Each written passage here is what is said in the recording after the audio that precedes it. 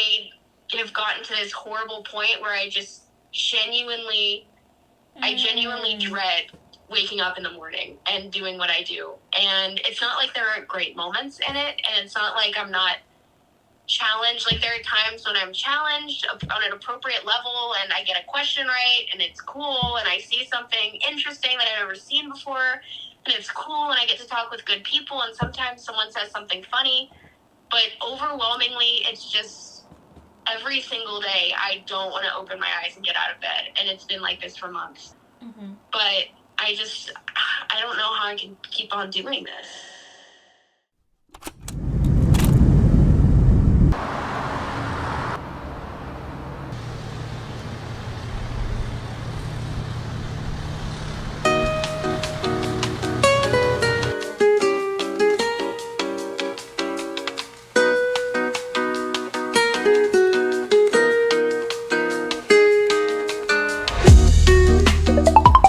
Hi divas, did you miss me?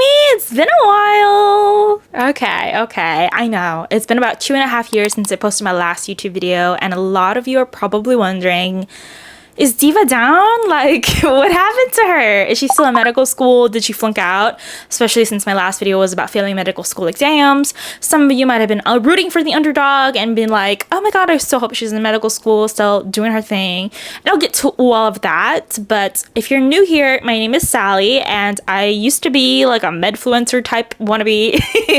Trying to be a medfluencer and trying to document my life in medical school as I went through the process. And if you clicked on this video, you probably felt like you were a high achieving individual, very ambitious, but feeling like you were unmotivated, struggling, or burnt out. And I'm here to help you with all that, especially since I've gone through a lot these past 2 years that I'm ready to share online, and we'll get into it. So sit back, relax, grab a cup of tea, and let's chat, let's yap. So first off, I am still in medical school. I am currently in my 4th year of medical school, and it's been rough. It has been really rough. I think that was why I didn't want to document all of that when I was in medical school. I was having a hard time balancing both YouTube as well as academics, and so I kind of just took a break from YouTube in general. And I learned a lot these past 2.5 years about what it was like being a medical student, what it takes to be a medical student, but also how to overcome failure and challenges and struggle. I think that I was struggling so much in medical school that I didn't want to document that and share that on the internet because I was feeling so much imposter syndrome. I didn't want any like hate comments or anything to bring me down. I obviously didn't want to advertise my difficulties to the world, because who wants a doctor that fails their first exam, right? Like, who wants a surgeon who doesn't know how to perform surgery? So that was kind of like how I felt. I felt like I was second guessing myself and that people would look down upon me if I told the world that I wasn't feeling confident in myself and that I wasn't doing well. I'm here to debunk all that. That should not be a taboo topic, because people undergo difficulties all the time, and it's okay to undergo difficulty. It's how you get yourself back up that is most important, and how you address those issues that becomes the learning point of the topic of the video. And so let's start off by talking about my first 2 years of medical school. In first 2 years of medical school, I was really overwhelmed. I was dealing with a lot of personal health issues, and I didn't know how to address them. And I just kept pushing forward, kept pushing.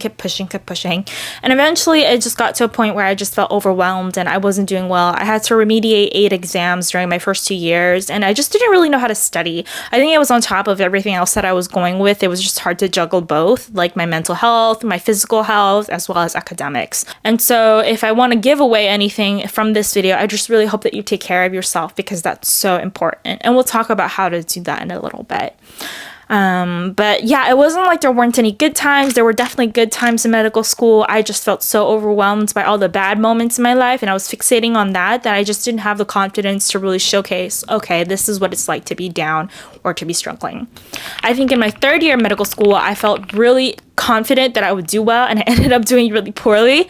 mainly because I was still struggling with my health at the time, and I ended up breaking my ankle during my surgery rotation, which, if you know surgery, you cannot scrub in if you cannot bear weight on your legs. Like, you have to stand for the whole procedure, right? So that was already a difficult thing to deal with on top of everything else. I think what I took away from that really was learning people skills. If anyone could teach me back in the day that medical school and third year in particular was about appealing not to patients, but to your superiors, to your residents, to your attendings, I would have had a much better experience. It's not about really taking care of patients. You're good at that. You know how to be compassionate. You know how to give empathy. Patients will always be the easy ones to please. But essentially, every interaction you have with a resident or attending is being graded, is being scrutinized, is being evaluated, is being psychoanalyzed. And I think that that was something that was so hard on me, because I would get really bad feedback about how I performed. And it wasn't because I was a bad person or treating patients poorly. It was because I just didn't know how to interact in a team unit. And it was my first time really being in a team, right? So really, a lot of the times in medical school, you're an independent learner, you're doing things on your own, but really being part of a team is so important. And I can talk about how you can accept feedback in a little bit, but then you start to question yourself, because there are literally more experienced people telling you that you aren't good enough. And so that in and of itself was already a hurdle that I had to overcome. And I didn't want everyone to see that, even though medical school third year is the most exciting time to document, because you get to go on private jets. If you're going on transplants, you get to see people scrub into surgery. You're that girl. You're literally that girl because you're in the trenches. But sometimes it's not all about what is glamorous or what is exciting to see in that regard. It's more so about how you can maintain your health and how you can maintain your sanity even in those moments, because people might have had their highs in third year. I definitely had my lows in third year. And a lot of people I know were burnt out in third year because they were just overwhelmed by all the expectations. And so that was something that I didn't want to showcase, because again, I was ashamed. I was embarrassed that that was even something that I was struggling with. But I think now is the perfect time to reflect on all of that and really talk about why it's so important to really prioritize yourself during these moments. And now I'm in fourth year, and I've learned a lot from my experiences in the past 3 years. I think that it's important to reflect on these things and really give yourself grace when you can. And I think what's most important is, I'm applying for the match this year and allowing myself to be comfortable with the uncomfortable, because most of the time people are just so worried about where they'll end up. I am too, but I'm grateful that I even get the opportunity to graduate on time with my peers. So this is a lesson learned that I take with me everywhere I go, is just the gratefulness and the appreciation for the little things. When I broke my ankle in third year, I remember being very, very jealous of people who could walk with both legs. And that's something that I never thought I would have to endure, because I always thought I would be able-bodied and physically well. And so you start to really grow appreciation for the little things and the things that you take for granted. I think that's something that is so important. Yes, you can have it worse, but that's not what the whole point of this video is about. And we'll talk about comparisons too. It's more so about what can I do to make this moment the best that it possibly can be. So let's first talk about comparisons. And I think that comparisons can come in two categories: comparing your successes and comparing your failures. I am the type of person to do both, but mostly compare my failures. And I'll talk a little bit about what that means. But essentially, comparing your successes is diminishing your own successes because someone else's successes are more important or seem more grand than yours. And so, for example, if you run a marathon, but you see your best friend hike Mount Everest, obviously one is more significant than the other. You might diminish your own successes running the marathon, for example, because your friend is a lot more successful in that regard. And it's not about who's more successful and competing about who has it best, right? And this is a theme. I'll make a point of that. It's not about who has it best. It's about appreciating what you are capable of doing in the moment, even if it's not as great as someone else's. And one way that I do that is every time I think of a success that someone else has that I don't have, like they have the perfect research, the perfect social life, the perfect grades, and I don't have any of that. Well, one thing that I do is I have a mantra. And the mantras really help interrupt the flow of thoughts, because it's so easy to spiral with one of those comparisons that you end up being really self-doubtful and start bashing on yourself. So every time you start to feel a little bit doubtful or even start to compare yourself to other people, start by saying the mantra that you've kind of invented in your head and interrupt those thoughts. So For instance, some of the mantras I like to say are like, not my monkey, it's not my circus. So like, it's not my business, it's not my priority, so I'm not gonna deal with that. That's totally fine. You're allowed to be selfish. You're allowed to focus on yourself. Another thing that people like to say is, this too shall pass, whenever things are challenging, for instance, or one step at a time, because it does take one step at a time to approach and get to an end goal. You could also say, that's not my journey, good for you, I love that for you, because at the end of the day, it's like for them, not for you, and so you shouldn't be impacted negatively by what they're doing or what they're achieving, because it's not a competition. It's not. And that's another one you can say, it's not a competition. And so every time you have a thought like, oh my god, I just ran a marathon, but every time you say but, you want to say, okay, not my monkey's not my circus. You want to interrupt those thoughts with a mantra so that you don't constantly think about those things and start spiraling.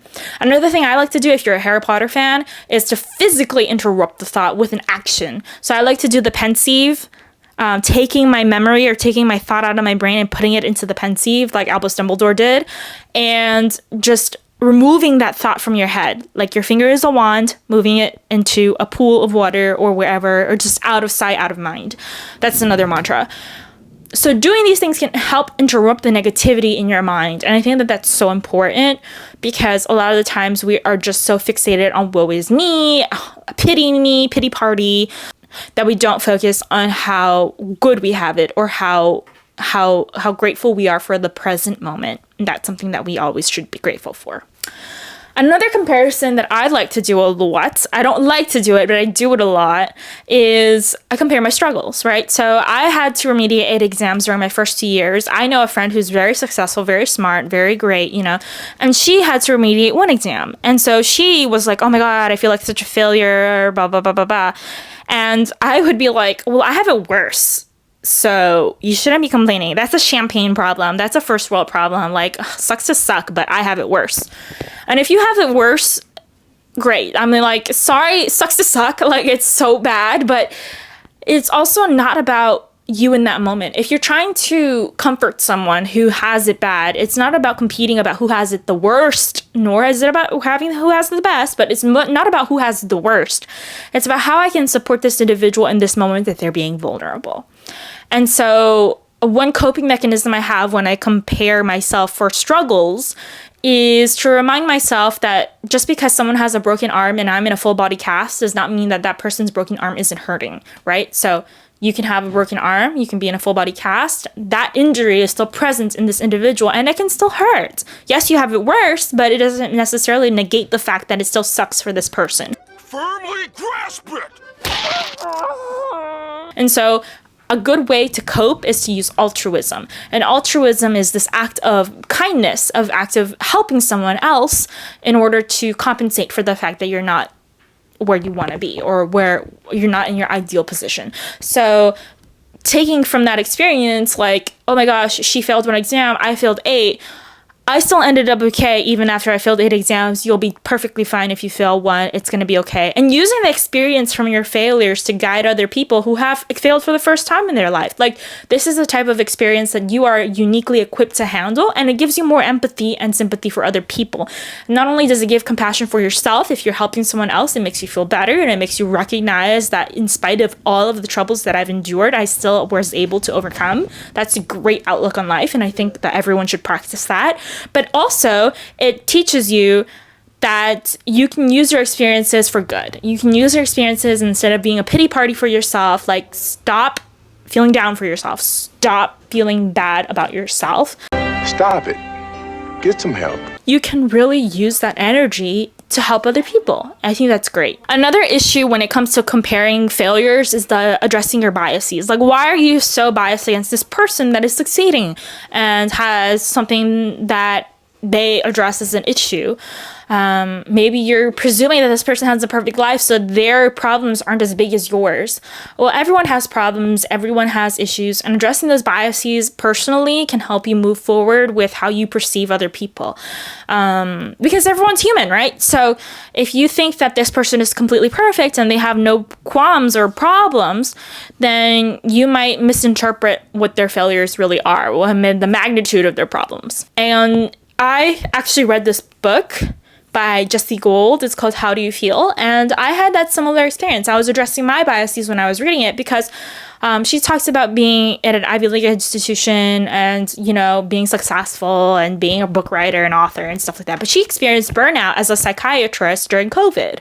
And one of her issues was fear of going into the hospital. I think during that process, I was like, okay, she's crying because she has to go to the hospital. Like, there are ICU nurses and physicians who have to enter the hospital every single day in spite of COVID. And she has the luxury of working from home. It doesn't negate the fact that she's still scared, right? It doesn't negate the fact that the fear still exists. It's still a massive problem for a lot of people, and that other people can hurt too. There is enough hurt in this world for everybody. Like, you don't own all the hurt, right? And so understanding that can help you address some of the biases that you experience. Another thing you can do to interrupt your thoughts or your negative thoughts is to imagine someone else saying it. Like, imagine an op saying it, or your mortal enemy, like someone that you don't like saying it. So not necessarily that you don't like, but someone who irks you when they say it. So I can imagine my dad or my mom saying like, oh my God, you're not as smart as your peers. Well, then at least I have a college education. Where's your college education? You know, so you're able to sass yourself back, give yourself that attitude that you would give to someone else, because that's a good way of reinforcing you. I don't have a sugar daddy, sweetheart. Everything that I've had, I've worked for, and I worked for to get, and I've built myself. So I need you to know that 100%. And standing firm in your own ground. Like, I always have shower thoughts, and I always argue with myself in the shower. Like, oh, I should have said this when someone said this to me. Do that with your own thoughts, and you will start to notice a change and start to notice how you can combat other people's criticisms of you. The next topic I want to address is compassion. So having compassion for yourself is something that's really hard to come by. I think one way that I can do that is to really acknowledge that everything gets harder as you move on, right? So when you're playing a game of Mario, for instance, and you're getting closer to the castle and you're getting closer to tackling or fighting Bowser, it's harder, right? The levels get harder, it gets more challenging, and it's not because you were a great player in the beginning levels. You know, you're probably just as good as you were at the later levels. It's just the levels got harder. So I think back about a time that I failed, or didn't really fail, but didn't do as well as I'd liked on an elementary school exam. And now I'm like, girl, I would eat that up. Like, hopefully, right? Like, I would eat that reading comprehension up like no tomorrow. I always eat and don't leave crumbs. And it's not because I'm significantly smarter, I'm significantly more experienced, but the levels got harder, right? I can't say that my elementary school version of myself can fight the medical school exams that I'm taking now. Like, no. Like, at some point, I really think that your potential to acquire knowledge kind of plateaus. You don't get smarter every day, you get more knowledgeable. It's a difference, right? You don't get smarter every day, you get more experienced. And so being smarter is not necessarily a good gauge of how you're performing. Like, oh my God, I'm not as smart as I used to be. Well, no, you're more experienced than you used to be, but the things that you've been working on or working towards has gotten more challenging. And that's what is important to address. Like, hate the game, not the fact that you're a player who's just stabilized in performance, if that makes sense. So going back to Bowser's Castle, like, if you reach the last levels and you're constantly dying and you're constantly doing poorly, it's not because you are not a good player. Obviously, you were good enough to get to that level, right? It's that the level is significantly harder than you anticipated, and so you just need more practice, and that's okay. Another way to give yourself compassion is to imagine. I see a lot of imagination here, right? Imagination. Is to imagine yourself as if you were talking to a child version of yourself or a friend. Like, if I were to talk about my successes as if it was a friend telling me their successes, I would hype them up. Like, it would be like, yes, like, Yes, Gaga, you look so good. But when it comes to my own successes, I downplay them. I don't have the confidence to really showcase what I deserve to showcase because I don't feel like I deserve that attention. But if your friend deserves that attention, why can't you afford that attention to yourself? If you've struggled in the past envisioning yourself as a friend to yourself, envision yourself as a child version of you? What would you say to the child version of you that would make a difference in their life? All right.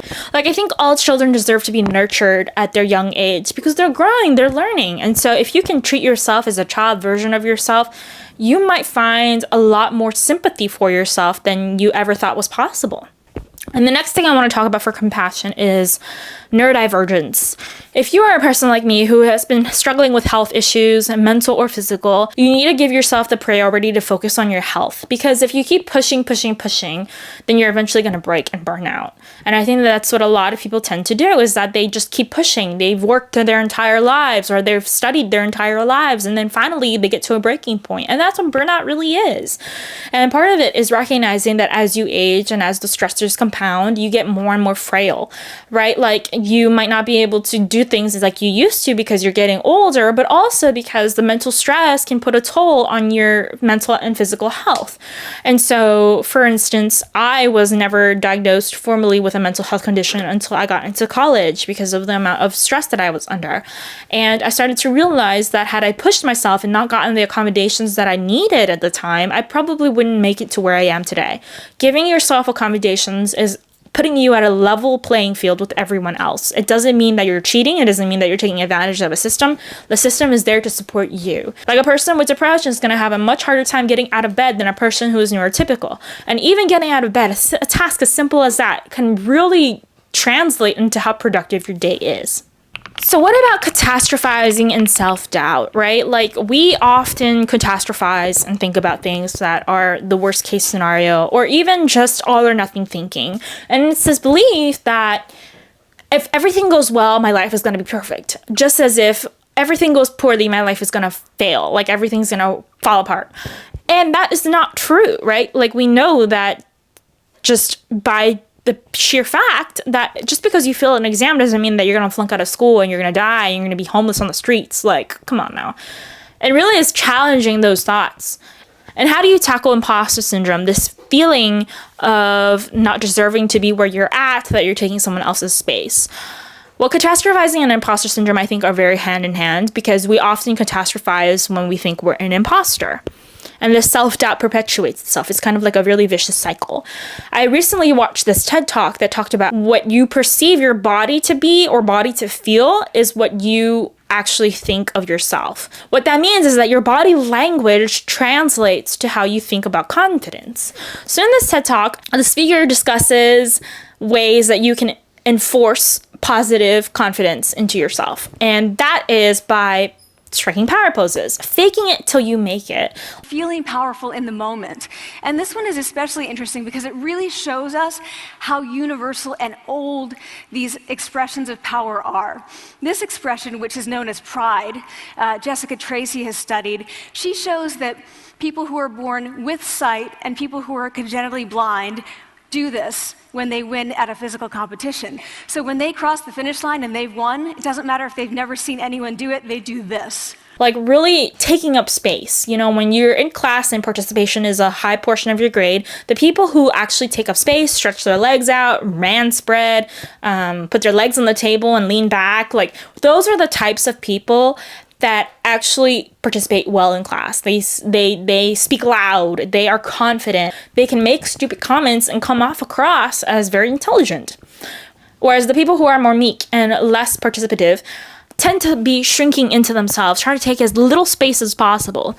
And I want to remind you that you deserve to take up space. You deserve to be as big and bold as you possibly can be, because you're paying for this education, first of all. And second of all, everyone deserves to take up space. You're not wasting space by being here. Like, you're deserving of space. Like, I really think that body language plays a big role into how you perceive yourself. So if you can strike these power poses and pretend that you are actually really confident, you might find yourself actually believing that you're confident in the long run, and that you deserve to take up space, and that you're not just taking up someone else's space. So stand up straight, strike a power pose, and feel mindfully, understand what the changes in your body are going through, and that should help. Another thing that I find really impactful is mental rehearsals. I used to be like a firm believer of not doing mental rehearsals because I thought they were stupid. But what a mental rehearsal is that you imagine the best case scenario going to happen. And so it's like you're rehearsing the activity that you want to succeed at in your brain, walking through every single step and doing it correctly, because that's a way of manifesting. If you manifest it in an appropriate way and you're always thinking, I'm going to do it right, you're going to do it right. But if you're always thinking, I'm going to do it wrong, I'm going to fail, oh my God, I'm so nervous, you're going to manifest that energy into your life as well. And so really doing a mental rehearsal, walking through, okay, I have to take this test, for instance. I'm going to wake up early in the morning, eat my breakfast, drink my coffee, take a shower, do whatever I need to do, drive to the testing center and get it perfectly right and get all the questions right. Like, if you tell yourself these things, you're going to have a better chance of manifesting the success into your life. And what about worst case scenarios? What about like when it gets bad? Like, we can imagine ourselves in the perfect scenario, but what if worst case scenario something happens? Well, worst case scenario, I always combat the worst case scenario thought process with the big picture. Well, if you're here for academic success, right? If you're here as a high achieving academic individual or career oriented individual, what is the worst thing that could happen if you don't succeed at whatever you're thinking of succeeding in? Say it's an exam. If I fail this exam, I'm going to end up homeless on the street. Well, first of all, you're not going to end up homeless on the street. That's combating the falsehood with the reality of the situation. But second of all, why are you doing this? Well, I want to pass this exam so that I can do well in medical school so I can get a job. Okay, so all of this is for a job. Okay, like, I see you. All this is for a job? You really living your life's work? Like, if you start questioning your life like this, it's kind of meta, but it helps you see the big picture. It helps you remind yourself why you're doing this in the first place. Like, it's not about the test. That's a minutia. That's a detail. It's about being able and equipped to help people in the future with the knowledge that you acquire. And so really learning the material in that way is motivating you to really understand why you're doing things in the first place.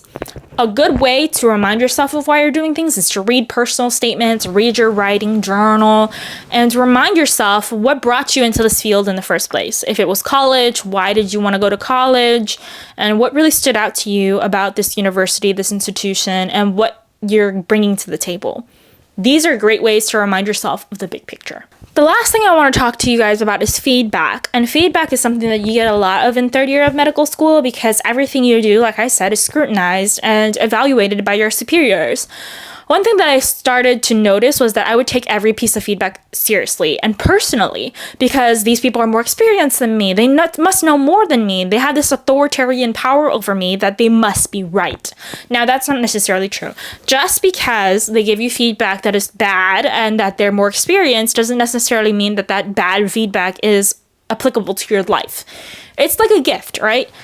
And I'm not saying it's like every piece of feedback you need to appreciate. It's that sometimes people can give you useless gifts. And sometimes people can give you useless feedback. Even if it's a person who's way more experienced than you or 10 times more experienced than you, it doesn't negate the fact that they give you useless feedback or that they're bad at giving feedback, right? So the first step is to separate the person who's giving you the feedback from the feedback that you're receiving. Because if you receive really bad feedback from a person who's really highly regarded, it doesn't matter. This person is just human. This person is just a person. And in the long term, they'll probably be your colleague in the future. So don't take it too personally if they say something really nasty or negative. The second thing is how the feedback is delivered is important. If you get a gift that is covered in maggots, covered in flies, wrapped in a garbage bag, even no matter how useful it is, you're not going to be as receptive to it as a gift that is nicely wrapped with a bow on top, right? So the same thing with feedback. If someone delivers feedback really terribly and says like, man, you're a piece of shit, but you do this well, then I don't want to take that feedback. I'm less likely to take that feedback because they said it in such a terrible way. Whereas someone who does the sandwich, right? The feedback sandwich, or wraps it or delivers it and frames it in a really nice way, I'm much more receptive to taking that feedback than someone who doesn't provide it with that same nice bow on top. And lastly, the usefulness of the feedback, right? You can have all the things. You can have the most nicely tied ribbon present from a person that you admire, but the most useless feedback, the most useless object in that gift box that you can ever possibly imagine.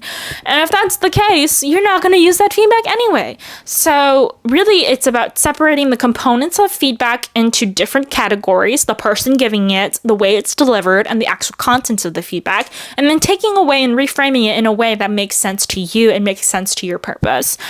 So whenever I get feedback, I always try to take something away from it. Not because I feel obligated to make use of feedback. Sometimes it's just not useful, but because I think I can learn from it and it's for my benefit. I'm being selfish in that regard because I know this is for me, but sometimes people do it for themselves and to satisfy their own egos when they give feedback. The point being, I do it so that I can help myself. And that's the whole point of feedback. The intention behind it is to help you improve. And if you want to improve, then that's what's important. And so you can reframe things, rewrap things, and reuse things, fashion it into a way that suits you best. I hope all these tips were somewhat insightful and helpful. I know that it was a lot of information and a lot of catching up that was required because I was gone for so long. I think that, medical school was not easy for me, but I do hope that this video does inspire other people to know that they're not alone, especially when it comes to struggle and especially when it comes to experiencing things that they didn't want to experience or overcoming challenges. So if you have any other tips or tricks about how to overcome struggle and overcome burnout, I think this is a great video to leave a comment down below, explain how you do it. And yeah, I look forward to hearing from you guys. Subscribe and like if you want to. It might help me continue making videos. But until then, I'll see you next time.